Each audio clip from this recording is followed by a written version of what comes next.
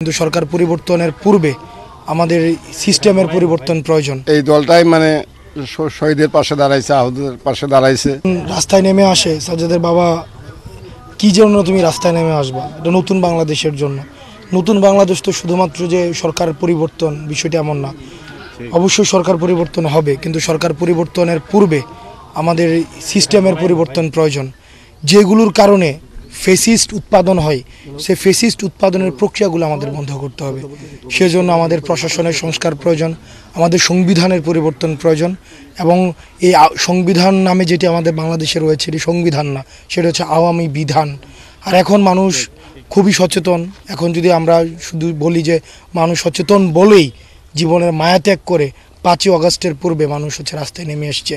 এবং যারা রাস্তায় নেমে আসছে, আপনারা দেখবেন বিশ্ববিদ্যালয়ে শিক্ষার্থীরা রাস্তায় নেমে আসছে, আমাদের স্কুল পড়ুয়া শিক্ষার্থীরা রাস্তায় নেমে আসছে, কামার কুমুর মাদ্রাসার পড়ুয়া শিক্ষার্থীরা, প্রাইভেট বিশ্ববিদ্যালয়ের শিক্ষার্থীরা। দেখেন, প্রাইভেট বিশ্ববিদ্যালয়ের শিক্ষার্থীদের তো চাকরির কোনো তাদের তো সরকারি চাকরি করতে হবে এমন কোনো বাধ্যবাধকতা নেই, কিন্তু তারা কেন রাস্তায় নেমে আসছে? Click backup LED light load shedding এ দেয় 3 ঘন্টার ব্যাকআপ। লাইটের ব্যাকআপ, লাইফের ব্যাকআপ। তারা এমন একটা বাংলাদেশ চায় যে বাংলাদেশটা আর কোনো ফেসিস্ট উৎপাদনের যত ধরনের পন্থা রয়েছে সেগুলো বন্ধ হয়ে যাবে। আমরা সাজ্জাদের বাবাদের প্রতি আমরা প্রতিজ্ঞাবদ্ধ। আমাদের সাজ্জাদের মৃত্যুর দায়ভার আমাদের উপরে রয়েছে।